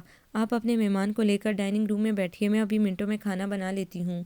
زونت نے اسے ٹالنا چاہا۔ اسے صاف محسوس ہو رہا تھا عماد کی آنکھیں اس کے چہرے پر سے اندر کا حال پڑھ لینا چاہتی ہیں، اسے چور بنا دینا چاہتی ہیں، اس کے جرم کا اعتراف چاہتی ہیں۔ ہم یہی انتظار کر لیتے ہیں، کیوں اسد، تمہاری کیا مرضی ہے؟ عماد کا تیکھا لہجہ زونت ہی بام سکی۔ نہیں یار، اندر چلتے ہیں، تم ہی کہو نا اسد سے، عماد اصرار کر رہا تھا۔ زونت نے تھوک نگل کر حلق تر کیا۔ میں آپ دوستوں کے معاملے میں کیا کہہ سکتی ہوں؟ بھئی مجھ میں مزید کھڑے ہونے کی ہمت نہیں۔ آپ کھانا جلد تیار کر کے ہمیں اطلاع دیں۔ اسد کچن سے باہر نکلتے ہوئے بولا۔ عماد نے بھی پیروی کی، مگر جاتے جاتے وہ جن نظروں سے زونت کو دیکھ کر گیا، اس سے وہ اپنی جگہ کھڑی نہ رہ سکی اور اسٹول پر ٹک گئی۔ پتہ نہیں عماد اس کے لیے کبھی اپنا دل صاف کر بھی پائے گا یا نہیں۔ عورت کبھی کیا نصیب ہے، وہ ہر محاذ پر آزمائی جاتی ہے، ساری آزمائشیں اسی کے حصے میں آتی ہیں۔ وہ جتنی دیر کھانا لگاتی تب تک رمضان بابا نے میز لگا دی۔ کیا بات ہے، زونت نہیں آئی؟ اپنے لیے کرسی سنبھالتے عماد نے چونک کر رمضان بابا کی طرف دیکھا۔ وہ آرام کرنے چلی گئی ہیں۔ جاؤ اسد، تم اسے بلا کر لاؤ۔ میں؟ اسد پہلے تو حیران رہ گیا اور پھر ہکلایا۔ ہاں بھئی، داہنی طرف مڑ کر دوسرا کمرہ ہے، کھانا ٹھنڈا ہو رہا ہے اور مجھے اس کے بغیر کھانا کھانے کی عادت بھی نہیں، لہٰذا تم فوراً اسے لے کر آؤ۔ یار اچھا نہیں لگتا، اور پھر میری اس سے کوئی بے تکلفی بھی نہیں، اسد نے نگاہیں چراتے ہوئے کہا۔ واقعی؟ اس کے انداز میں ہلکی سی درستی جھلکی، پھر بات سنبھالتے ہوئے بولا۔ میرا مطلب ہے یہ فضول بات ہے، بے تکلفی پیدا کرنے سے ہی ہوتی ہے، اور پھر تمہیں جھجک کیسی؟ وہ تمہاری بھابھی ہے۔ عماد نے اسے عجیب مشکل میں گرفتار کر دیا۔ جاؤ، کیا سوچ رہے ہو، کھانا ٹھنڈا ہو رہا ہے، عجیب ضدی ہو یار۔ اسد کو اٹھتے ہی بنی۔ دائنی طرف کے دوسرے کمرے کے دروازے کے سامنے رک کر وہ جھجک گیا، پھر دروازہ ہولے سے انگوٹھے سے نوک کر کے اندر آ گیا۔ بے مخل ہونے کی معافی چاہتا ہوں۔ تم؟ وہ ایڑیوں پر گھومی، اس کی آنکھوں میں غصہ انگڑائیاں لینے لگا۔ تم اس وقت یہاں، تمہیں یہ بھی احساس نہیں کہ تمہارے اس طرح میرے کمرے میں چلے آنے پر عماد کیا سوچے گا؟ اور میں نے منع کیا تھا کہ اس گھر میں دوبارہ قدم مت رکھنا، مگر میں بے قصور ہوں زونت، عماد مجھے زبردستی گھسیٹ لایا، اس کی ضد کے سامنے میری ایک نہیں چلی۔ سب بکواس ہے، حقیقت میں مجھے اذیتیں دے کر تمہیں مزہ آتا ہے۔ اگر تم سمجھتے ہو کہ تم پرانے تعلق کو بنیاد بنا کر مجھے بلیک میل کرنے میں کامیاب ہو جاؤ گے تو یہ تمہاری بھول ہے۔ میں گزشتہ ہر بات، ہر تعلق کو فراموش کر چکی ہوں۔ میرے لیے عماد کی ذات سے بڑھ کر اب کچھ نہیں ہے۔ یقین مانو زونت، عماد کی بیوی کی حیثیت سے میرے دل میں تمہاری بہت عزت ہے۔ اس نے زونت کا جملہ کاٹا۔ تم اب کیا چاہتے ہو؟ اس نے بے چینی سے انگلیاں مسلتے ہوئے پوچھا۔ میں کیا چاہ سکتا ہوں؟ جب قسمت نے ہمارے راستے جدا کر دیے تو اب میرے چاہنے یا نہ چاہنے سے کیا ہوتا ہے؟ تم اس وقت کمرے میں کیوں آئے ہو؟ عماد نے اصرار کیا ہے کہ میں تمہیں کھانے کے لیے بلا لاؤں۔ عماد نے؟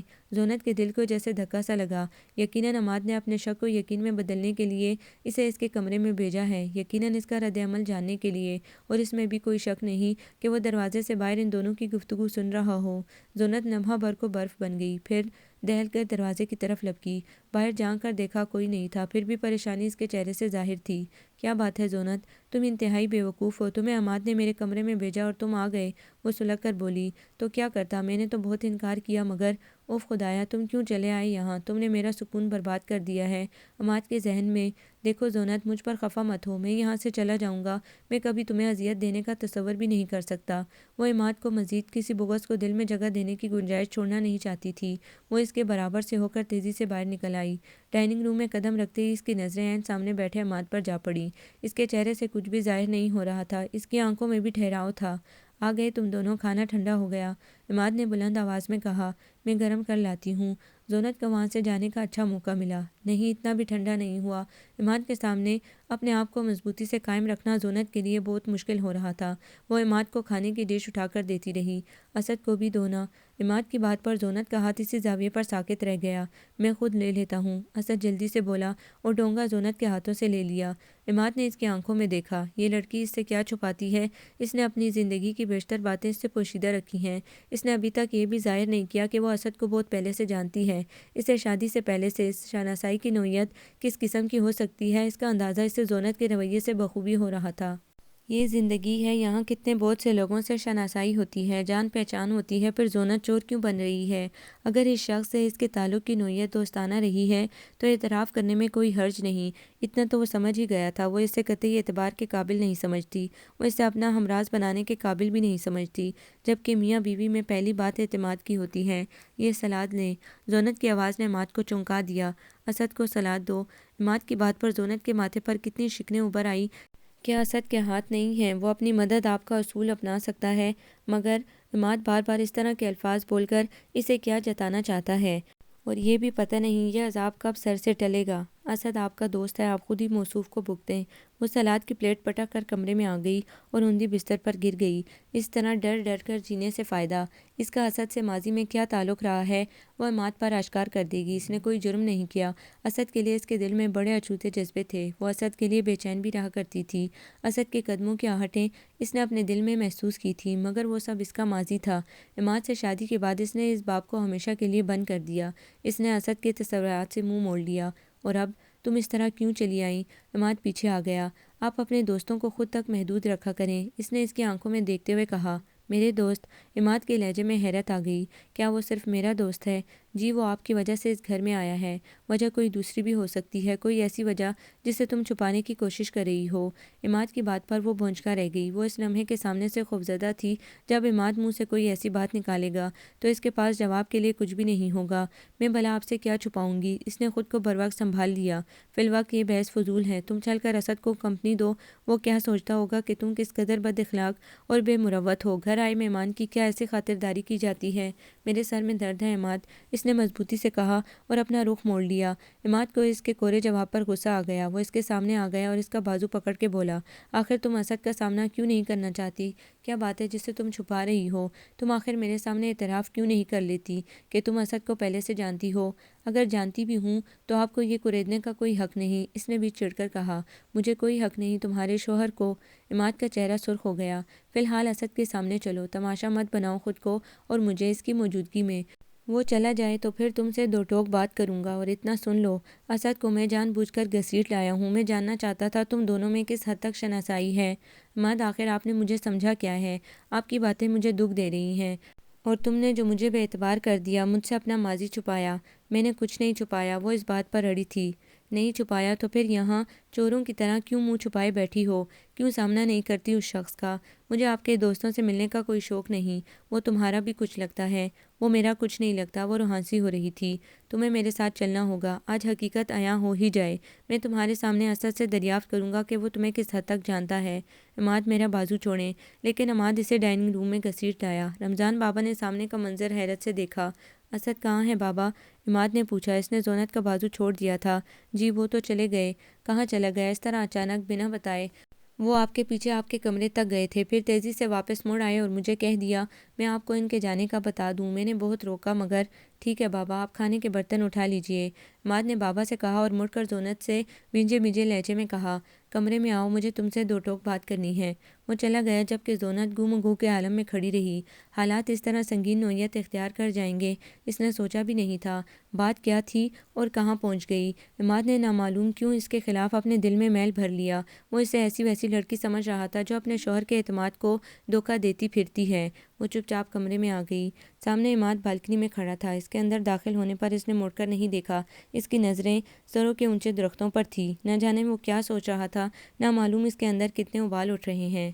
یہ بھی پتہ نہیں وہ اس کی کسی صفائی اور کسی وضاحت پر اعتبار بھی کرے گا یا نہیں۔ یہ کتنی شرمناک بات ہے کہ آپ اپنے کردار کی صفائیاں اپنے شوہر کو دیتے پھریں۔ زونت کو اس کی خاموشی سے وحشت سی ہونے لگی۔ آخر وہ اس پر پھٹ کیوں نہیں پڑتا؟ آخر وہ اس کی موجودگی کا اعتراف کیوں نہیں کر لیتا؟ تو تمہارے اتنے سالوں کی بے اعتنائی کا پس منظر یہی تھا؟ وہ اس کے سامنے آ کھڑا ہوا۔ کون سا پس منظر؟ وہ ششدر سی مقابل کو دیکھنے لگی۔ وہ پس منظر جس کا سامنا کرنے سے تم گھبرا رہی ہو۔ اس کا انداز، اس کے لہجے کی چبھن اور اس سے بھی زیادہ اس کی آنکھوں کی تپش بہت کچھ کہہ رہی تھی۔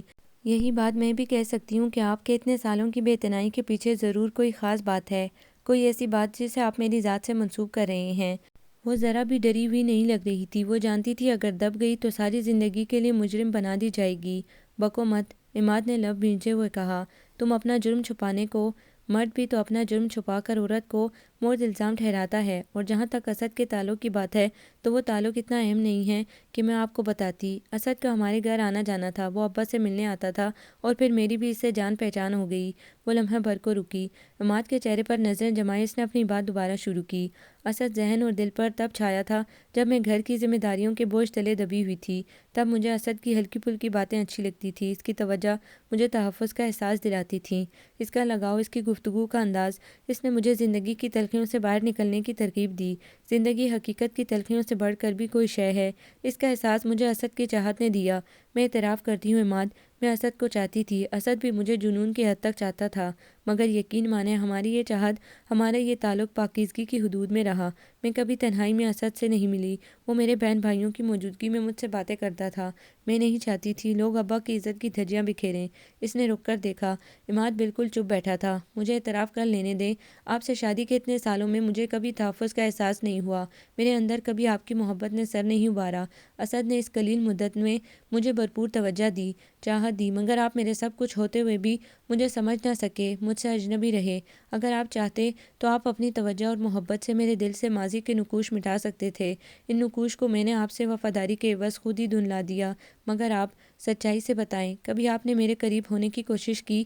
کبھی آپ نے میرے اندر جھانکنے کا سوچا، میری تنہائیوں کو دور کرنے کی صحیح کی؟ کبھی آپ نے میری سوچوں کو پڑھا؟ اسد نے مجھے اچھی طرح پڑھ لیا تھا۔ اور پھر تم نے اسد سے شادی کیوں نہیں کی؟ عماد کا لہجہ بھاری ہو رہا تھا۔ میں نے آپ سے پہلے بھی کہا تھا، والدین ہمیں جس راہ پر لگاتے ہیں، ہم لڑکیاں آنکھیں بند کیے اس راہ پر چلنا شروع کر دیتی ہیں۔ میں بھی اس راہ پر چلی، مگر پوری ایمانداری سے، اسد کی پرچائیوں کو مٹا کر۔ میرے لیے میرا شوہر اور اس کا گھر ہی سب کچھ تھا، اور اب یہ کتنے افسوس کی بات ہے، مجھے اپنے خلوص اور اپنی وفاؤں کا آپ کو ثبوت دینا ہوگا، اور کسی عورت کے لیے یہی مقام افسوس ہے۔ اس کا چہرہ آنسوؤں میں ڈوب گیا، وہ اپنے آنسو چھپانے کو بالکنی میں آ کھڑی ہوئی۔ اگر آپ مجھے قصوروار سمجھتے ہیں تو میں اپنے حصے کی سزا بھگتنے کو تیار ہوں۔ اس نے گردن گھما کر دیکھا اور ساکت رہ گئی۔ کمرہ خالی تھا، عماد جا چکا تھا۔ دکھ کے احساس کے تحت وہ جیسے ادموئی ہو گئی، تو عماد نے اس کی باتوں کو غیر ضروری سمجھا، جب ہی وہ بنا کچھ کہے چلا گیا۔ اس کا مطلب ہے وہ اسے مجرم سمجھتا ہے، وہ اسے معاف کرنے کو تیار نہیں۔ اگر عماد نے اسے معاف نہ کیا تو اس گھر میں بھلا اس کے لیے کہاں کوئی گنجائش رہے گی؟ اس گھر سے نکل کر وہ کہاں جائے گی؟ وہ عماد کے وجود کی اس قدر عادی ہو چکی ہے کہ رمضان بابا، وہ باہر نکل آئی۔ جی صاحب کہاں ہیں؟ ابھی ابھی گاڑی لے کر نکلے ہیں۔ رمضان بابا نے اس کی بھیگی آنکھوں کو بغور دیکھا۔ زونت لان میں آ گئی، بے چینی سے یہاں سے وہاں تک ٹہلتے ہوئے وہ بہت دل گرفتہ ہو رہی تھی۔ عماد کی بے اعتنائی نے اسے بہت دکھ دیا تھا، عماد کی خاموشی نے اسے اذیت پہنچائی تھی۔ وہ اسے برا بھلا کہتا، مگر یوں اجنبی بن کر کمرے سے نکل نہ جاتا، اور اب پتہ نہیں کہاں گیا ہے۔ شام ڈھلی اور گہرا اندھیرا چاروں طرف پھیل گیا۔ وہ اندر نہیں گئی، تھک گئی تو لان چیئر پر بیٹھ گئی۔ دل میں برے برے خیال آ رہے تھے، نہ جانے عماد کہاں چلا گیا۔ وہ تیش میں گیا ہے، کہیں خود کو کوئی نقصان نہ پہنچا بیٹھے۔ رمضان بابا نے گھر کی ساری لائٹیں روشن کر دیں اور زونت کے سامنے آ گئے۔ خنقی بڑھ رہی ہے، آپ اندر چلیں۔ وہ سلگتے خیالوں سے چونکی۔ کچھ دیر بعد چلی جاؤں گی بابا، یہ بتائیے عماد آپ سے کچھ کہہ کر تو نہیں گئے؟ نہیں، وہ تیزی سے نکلے تھے۔ بابا مجھے ایک کپ چائے لا دیں، سر میں درد ہو رہا ہے۔ جی۔ رمضان بابا واپس مڑ گئے۔ اس دم عماد کی گاڑی پورچ میں رکی۔ زونت ٹھٹک گئی اور دھک سے بھی رہ گئی۔ عماد اکیلا نہیں تھا، اس کے ساتھ اسد بھی تھا۔ وہ کانپ گئی، نامعلوم عماد اس شخص کو کس خیال کے تحت ڈھونڈ کر لایا ہے۔ وہ یقیناً ان دونوں کو آمنے سامنے کر کے سچ اور جھوٹ کو پرکھنا چاہتا ہے۔ عماد کی یہ حرکت زونت کو بہت گرا گزری۔ وہ جو عماد کے لیے پریشان ہو رہی تھی، اس پریشانی کی جگہ غصے نے لے لی۔ جب عماد اس پر اعتبار نہیں کرنا چاہتا تو وہ بھی زبردستی اس کے سر پر مسلط نہیں ہوگی۔ کیا فائدہ ایسی چھت تلے رہنے کا جہاں آپ کو اعتماد اور اعتبار کا تحفظ نہ ملے؟ عماد نے اندھیرے میں کھڑی زونت کو نہیں دیکھا، وہ سیدھا اندر چلا گیا۔ اسد نے بھی اس کی پیروی کی۔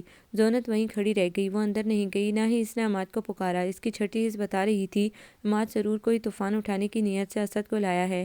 اس نے دو چار لمبے لمبے سانس بھر کر اپنے اندر کی تپش کو باہر نکالنا چاہا۔ زونت کہاں ہو بھئی؟ عماد باہر نکل آیا اسے ڈھونڈنے۔ زونت نے دم ساتھ لیا، مگر عماد نے اسے دیکھ لیا۔ یہاں اندھیرے میں کیوں کھڑی ہو؟ آپ لے آئے اسد کو؟ کیا سمجھتے ہیں اسے سامنے دیکھ کر میں اپنی باتوں سے پھر جاؤں گی، یا پھر سچ اور جھوٹ کا فیصلہ کرنے اسے یہاں لائے ہیں؟ میں اوہ اتنا غصہ! وہ مسکرایا، وہ قدرے شوق بھی ہو رہا تھا۔ زونت نے غور نہیں کیا۔ کیوں، مجھے غصہ نہیں آ سکتا کیا؟ بالکل آ سکتا ہے، مگر اس وقت بالکل غلط غصہ آ رہا ہے۔ میں اس کو یہاں تمہارے حوالے سے نہیں بلکہ اپنے حوالے سے لایا ہوں۔ کیوں؟ بھئی وہ میرا دوست ہے اور تمہارا مہمان۔ عماد آخر آپ چاہتے کیا ہیں؟ آپ کے دل میں کیا ہے آخر؟ تمہاری محبت اور کچھ نہیں۔ تم ٹھیک کہتی ہو زونت، میں اپنی چاہت اور محبت سے تمہارا دامن بھر سکتا تھا، مگر ہم دونوں نے ہی بہت سے سال بہت سا وقت بیکار گزار دیا ایک دوسرے سے اجنبی بن کر۔ اپنی اپنی جگہ ہم دونوں نے ہی آگے بڑھنے کی کوشش نہیں کی، اور پھر جب کہ تم میری توجہ کی متمنی تھی، میں نے تمہیں تنہائی کے سوا کچھ نہیں دیا۔ اسد سے تمہارے تعلق پر میں جیلس تھا، مگر تم نے واضح کر دیا تو میں پرسکون ہوں۔ مجھے تم پر خود سے بھی زیادہ اعتماد ہے زونت، بس میں چڑ گیا تھا کہ تم سچائی کا اعتراف کیوں نہیں کرتی، مجھ سے اپنی زندگی کے اس پہلو کو کیوں چھپا رہی ہو۔ اسد کو میں یہاں اس لیے لایا ہوں کہ تمہیں میرا اعتبار آ جائے۔ مجھے تم پر اعتماد ہے اور اسد پر بھی اعتماد ہے، تم دونوں ہی مجھے بہت عزیز ہو، اور پھر دوستی کا رشتہ تو اس دنیا کا مقدس ترین رشتہ ہے۔ اسد تمہارا بھی دوست ہے، وہ میرا بھی جگر ہے، لہٰذا ہم لوگوں کو اس سے اچھے اخلاق کا مظاہرہ کرنا چاہیے، کیوں ٹھیک ہے نا؟ عماد کہتا رہا اور زونت حیرت زدہ سی کھڑی رہ گئی۔ عماد اس کے لب ہی ہل پائے۔ اسد کو میں یہ کہہ کر لایا ہوں کہ ہم تینوں آج رات کا کھانا باہر کھا رہے ہیں، تم فٹافٹ تیار ہو جاؤ، مگر نو اگر مگر، پچھلی تمام باتیں پس پش ڈال دو، آج سے ہماری نئی زندگی کی ابتدا ہے، اور اس زندگی میں اعتماد، اعتبار، خلوص اور محبت سبھی کچھ ہوگا۔ یہ سراسر زیادتی ہے، مجھے اندر بور ہونے کے لیے چھوڑ کر تم دونوں یہاں گوشے تنہائی میں بیٹھے ہو۔ اسد آ گیا، اور اسد کے سامنے زونت پہلی مرتبہ اعتماد سے مسکرائی، اور یہ اعتماد عماد کے ساتھ کا تھا، اور گہری ہونے والی رات کی گود میں چاند نے اپنی کرنیں بکھیر کر روشنی پھیلا دی۔ آپ کو یہ ناول کیسا لگا؟ کمنٹس میں اپنی رائے ضرور دیں۔ ہمارے چینل کو لائک کریں، سبسکرائب کریں، شیئر کریں۔